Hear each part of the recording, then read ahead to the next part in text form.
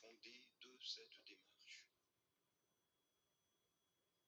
Nous n'avons pas changé. Nous n'avons pas changé. Non. Et nous continuons. C'est tout. Comme nous avons toujours fait.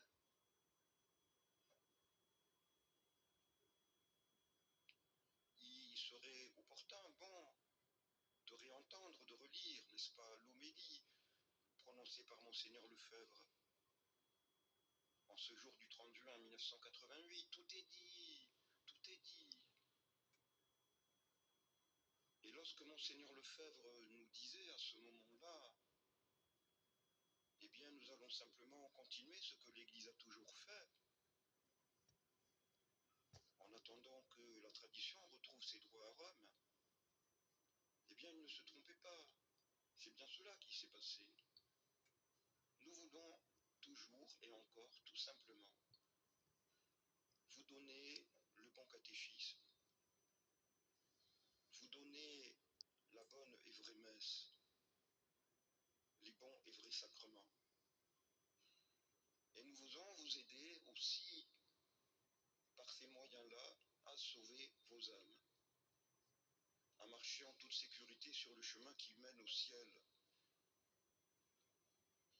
Et nous voulons en même temps, eh bien, vous protéger, vous avertir contre les erreurs qui pourraient petit à petit, insensiblement, tout doucement, vous conduire à vous écarter de ce bon chemin. Cela, l'Église l'a toujours fait. Et nous l'avons toujours fait jusqu'ici, depuis bientôt 40 ans. Et en définitive, que va-t-il se passer? Que va-t-il se passer? Eh bien, il va se passer ce qui se passe dans une situation, dans une société humaine. Au bout d'un certain moment, il faut des successeurs. Chose normale, parce que précisément l'Église est humaine. Nos évêques ne sont plus que deux. Ils arrivent l'un et l'autre à 70 ans, ce qui signifie qu'en termes d'efficacité humaine, il leur reste 10 ans. Ils sont fatigués. Ils ne le montrent pas. Mais cela leur demande un effort de plus en plus soutenu. Ils ne s'en plaignent pas. Mais la fraternité a grandi. Et les besoins des âmes sont incessants et multipliés. Alors il faut des successeurs. Cela est sagesse et cela est prudence, bien évidemment. Et cela, me direz-vous, oui en effet, cela, ne l'oublions pas, encore une fois, survient dans une situation effectivement tout à fait extraordinaire. Ne l'oublions pas, c'est vrai. Cette démarche qui sera entreprise, une deuxième fois encore, démarche des consécrations épiscopales, est une démarche extraordinaire, exceptionnelle. Mais mes bien chers frères, réfléchissons bien. En quoi cela est-il extraordinaire? Ou si l'on veut, anormal? En quoi? Ce qui est extraordinaire, ce n'est pas du tout que la fraternité doive se donner des successeurs dans l'épiscopat pour continuer à œuvrer au bien des hommes, comme le réclame la nécessité toujours urgente. Cela n'est pas du tout extraordinaire, c'est tout à fait normal. Et c'est d'ailleurs ce que l'Église fait en tout temps. Les apôtres se sont donné des successeurs. Ce qui est extraordinaire, mes bien chers frères, c'est que malheureusement, et nous sommes les premiers à le déplorer, ô combien, malheureusement, cette démarche va intervenir contre la volonté de Rome, contre la volonté du pape. Et pourquoi? Eh bien parce que, et c'est cela précisément qui est extraordinaire.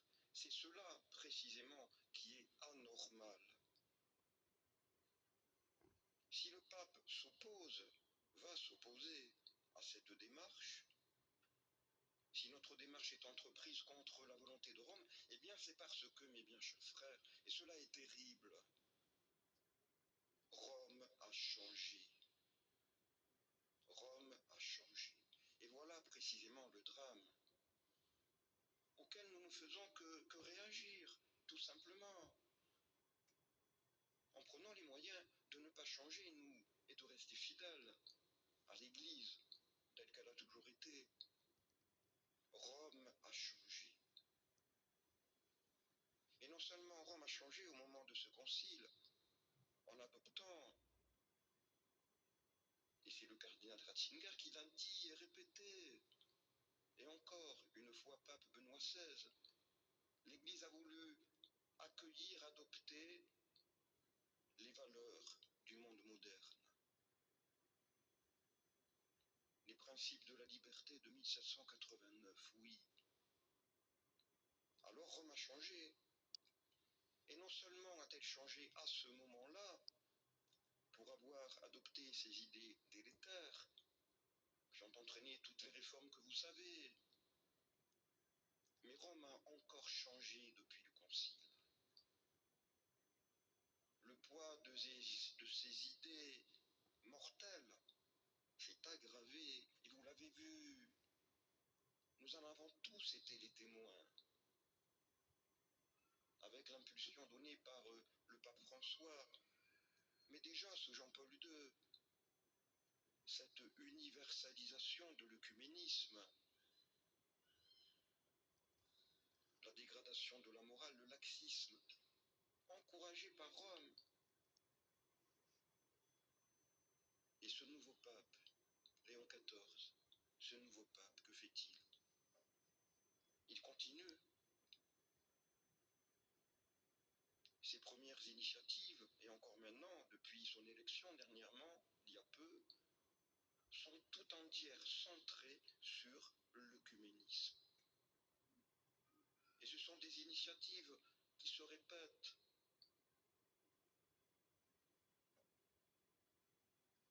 Et dernièrement, lors d'une catéchèse que Léon XIV a donnée à Rome, sa catéchèse du mercredi, il est revenu sur cette idée que le magistère, c'est le concile. Voilà, mes bien chers frères, ce qui est anormal, ce qui est extraordinaire. Ce qui est anormal, ce qui est extraordinaire, ce n'est pas nous, ce n'est pas le fait de consacrer des évêques. Ce qui est anormal, c'est que nous soyons obligés de le faire parce que Rome a changé.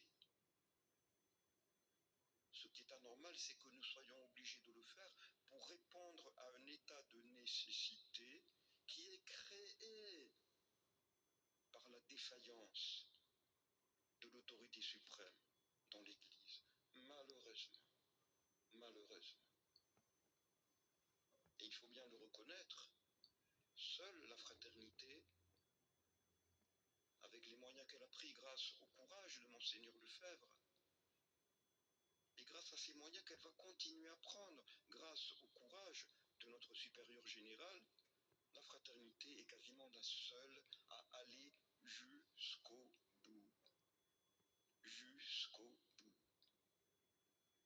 Oui, peut-être en dehors de nous, et nous ne sommes pas meilleurs que les autres, il y a sans doute des bons prêtres qui voudraient garder la tradition, mais ils n'ont pas les moyens d'aller jusqu'au bout. Et c'est précaire. Et c'est à la merci d'un revirement de Rome. Mais bien, chers frères, le bon Dieu, à travers la fraternité, à travers le courage de Monseigneur Lefebvre, et à travers le courage de notre supérieur général, la fraternité nous fait la grâce de garder ses moyens et de pouvoir défendre notre foi jusqu'au bout. Alors bien sûr, c'est une une situation anormale. Mais c'est une situation anormale que nous n'avons pas créée. Quelle est la phrase que Monseigneur Lefebvre prononçait souvent, n'est-ce pas, et qui témoignait bien de tout son esprit, de toute son attitude, de la raison profonde de son combat? Quelle est la phrase que nous connaissons bien pour l'avoir entendue souvent? Nous sommes bien obligés de constater. Nous sommes bien obligés de constater. Ce n'est pas nous qui avons créé cette situation. Elle s'impose à nous. Et nous réagissons pour nous protéger, pour vous protéger.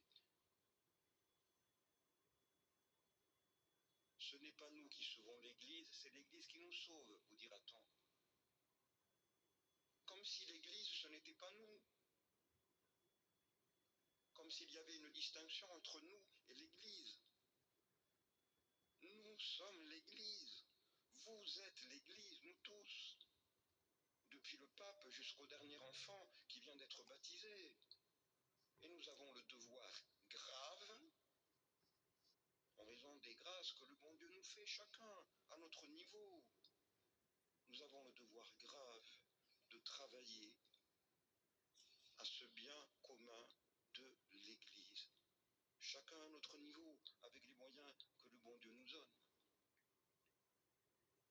Et nos évêques, Monseigneur Feulé, Monseigneur de Galarreta, ont le devoir grave de transmettre leur épiscopat pour contribuer à leur modeste mesure à continuer l'Église. Car l'Église, c'est eux. Et l'Église se sauve à travers chacun d'entre nous. Et Dieu, au jour du jugement, nous en demandera compte. Mes bien chers frères, cette situation est extraordinaire, mais n'ayons crainte. Ne soyons pas tentés par le doute, n'hésitons pas. Cette situation extraordinaire est permise par le bon Dieu. Et notre réaction, eh bien, dépend de cette situation extraordinaire, et elle sera aussi provisoire que celle-ci. Il ne s'agit pas pour nous, n'est-ce pas, de décider tout d'un coup que nous aurions la possibilité de consacrer des évêques à notre guise, comme ceux qui veulent créer une église parallèle. Pas du tout, absolument pas. Et Monseigneur Lefebvre l'a bien dit dans le sermon du 30 juin. Loin de moi cette misérable pensée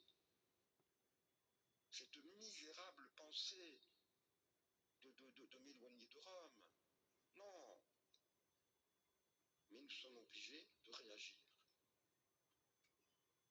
avec les grâces que le bon Dieu nous fait. Et cela durera, mes bien chers frères, aussi longtemps que le bon Dieu le permettra. Et aussi longtemps que ce durera, nous aurons les grâces. Aussi longtemps que cela durera, nous aurons la grâce de tenir bon, de ne pas changer et de rester fidèles. À la fois à la doctrine de toujours, au sacrement de toujours et à cette allégeance que notre Seigneur nous demande à l'égard de son vicaire, même si pour l'instant son vicaire, avec la permission de notre Seigneur lui-même, hélas, contribue à cette destruction de l'Église. Mais bien, chers frères, invoquons la très sainte Vierge Marie, demandons-lui de continuer à nous protéger. La très sainte Vierge Marie n'a jamais changé. Elle était à Nazareth, elle était à Cana, elle était au pied de la croix, et à présent elle siège à la droite du roi, et elle est reine, reine du clergé, reine de nos âmes, co-rédemptrice et médiatrice pour toute l'éternité. Demandons-lui, elle est la Vierge fidèle, demandons-lui la grâce de cette fidélité dans l'humilité et la véritable charité missionnaire, pour toujours venir dans l'espérance au secours de nos âmes, au secours de toutes les pauvres âmes que le bon Dieu mettra sur notre route. Ainsi soit-il. Au nom du Père, du Fils et du Saint-Esprit ainsi.